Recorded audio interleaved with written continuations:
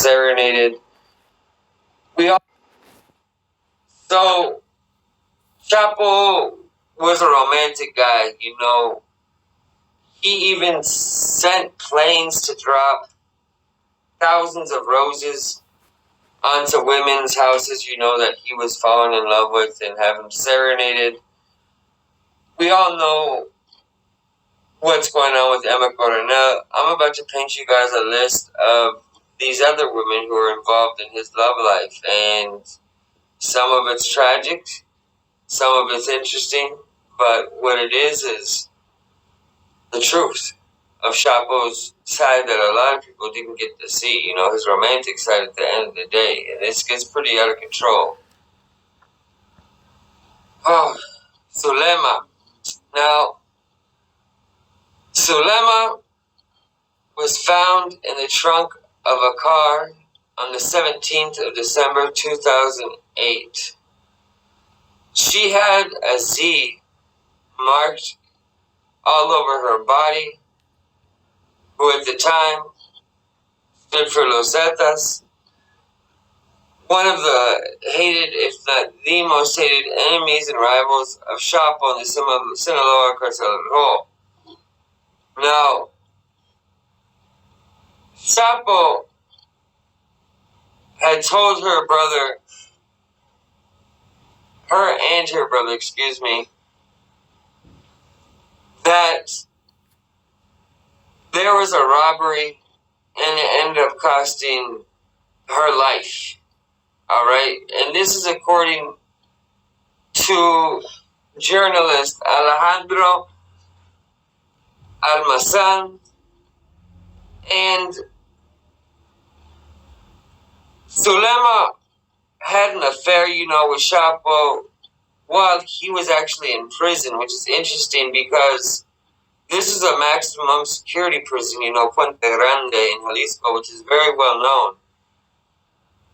And Sulema Julia Hernandez, you know, was raised, she came up rough, all right? She was raised by someone who was a sex worker, you know, her mother, and was brought up in a violent, you know,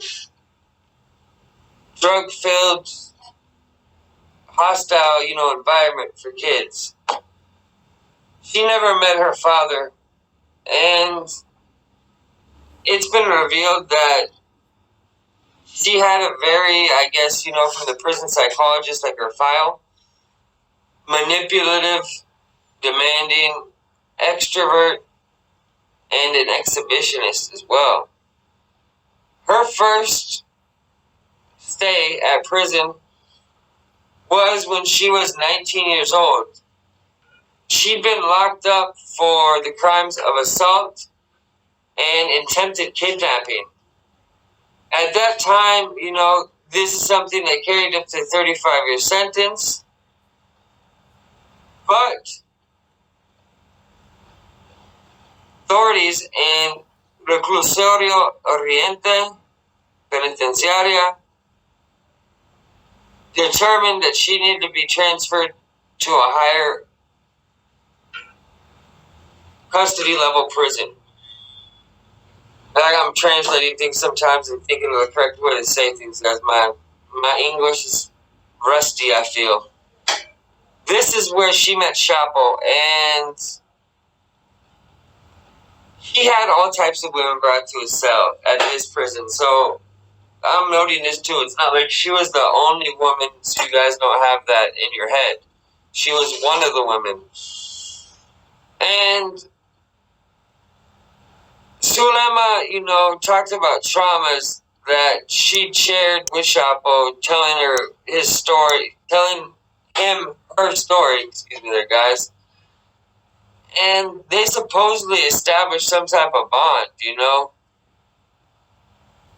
He felt what I felt, according to her, and ese era un hilo de comprensión entre nosotros. Yo también fui pobre, padecí mucho, parezco hasta la fecha una madre insoportable. So, you know, saying I was also poor and I can understand I also had problems with like a father's abandonment, el abandono del padre, same.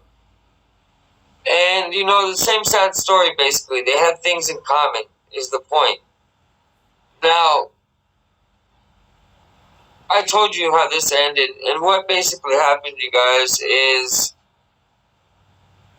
he left her, after he lost interest in her. If you guys want the truth at the end of the day, that's my job is to tell the truth. The Zetas got a hold of her and figured they try to hurt Chapo, and who knows how much he cared about her at the end of the day, but who really ended up getting hurt was her for her relationship with Chapo, which is tragic. Now let's get on to the Chapo Diputada, the Chapo deputy. Her name is Lucero Guadalupe Sanchez, and at just 24 years old, she'd already become a local deputy into the state of Sonora, which isn't normal, especially for anyone at that age, much less a woman. Now, she was studying law and was part of a high echelon, if you want to look like, kind of social class, where she used to go to fancy parties, if you want to look at it like that, where people with money would go. And that's where she met Chapo, at one of these parties. She was only 21 years old at this time, and Chapo was, not just a fugitive, but at the same time, he was one of the most wanted fugitives out there. And here she is, in the government, the state government, right? And on top of that, he's married, guys. He was married to Emma Coronel. And, of course, she knew this, but I guess she was willing to risk it because this all became public eventually. Now, according to authorities at El Altiplano, the prison, maximum security prison to be specific, on the 14th,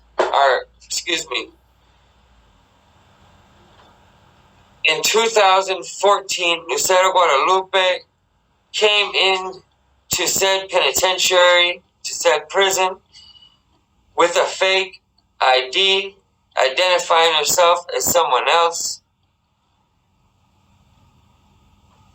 The people, who were there said that this was noticed, and it was obviously in her attempt to meet up with Chapo without people knowing it was her, of course. So her own interest, for him ended up costing her her career, among other things. Now, authorities in the prison put up a complaint against her because there was false documentation that was used, of course.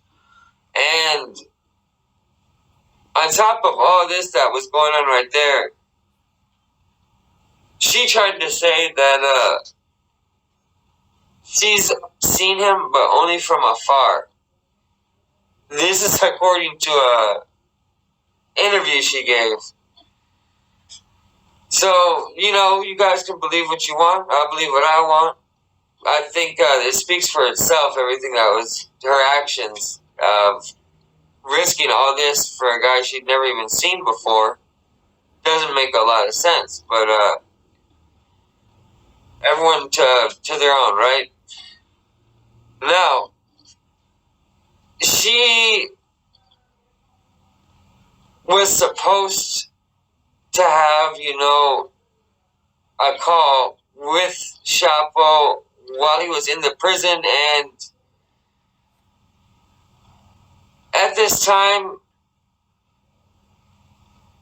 she was worried people were listening to her and were catching on to her interest in her communication with Chapo, and you guys gotta understand that everything this guy did was so hot.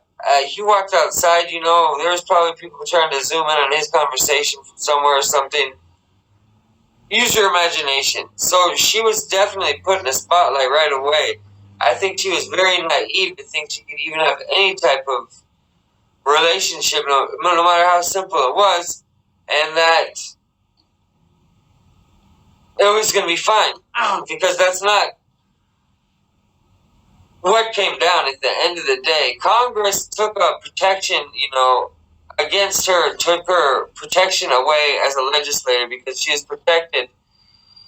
And this was when she ran, you know, from Sinaloa and ended up being arrested in the United States in 2017, where she was trying to ask for political asylum. And it was denied due to the fact she had a tab to pay here with the Mexican judicial system before anything could be done. Now, she's right now detained in the United States, accused of cocaine trafficking, and could receive a 20-year sentence. So, this is no joke, and, you know, that's another person's future, you know, at the end of the day. I'm sure she's deeply in love with him for her to go this far and risk everything she risked. Yeah, it doesn't matter really what she says, her actions speak for itself. Now, we'll look at our next, I was going to say victim, but I guess they're not really victims at all. It's next lover, okay? I guess victim of tragedy. Maria Alejandra Salazar Hernandez. Now, she was actually the first wife of Chapo, and her family's linked to Palma Salazar. And he was a very close business partner of Chapo, if you want to look at it like that. Now, they were married in 1977, and it's actually from his marriage with her that Ivana Chivaldo, Jesus Alfredo, Alejandro Giselle, y Cesar Guzman Salazar were born.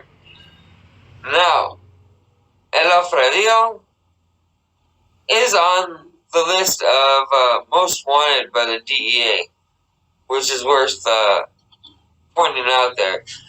Now, the United States has them on a list, or her, on a list of people who are prohibited to do any type of business in the United States.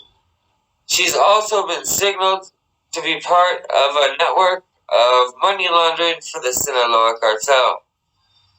I'm going to leave that there out of respect, you know, that's all I'm about to say. She's still here, and she is the mother to Ivan and everybody else, so she deserves her due respect at the end of the day. Griselda Guadalupe Lopez.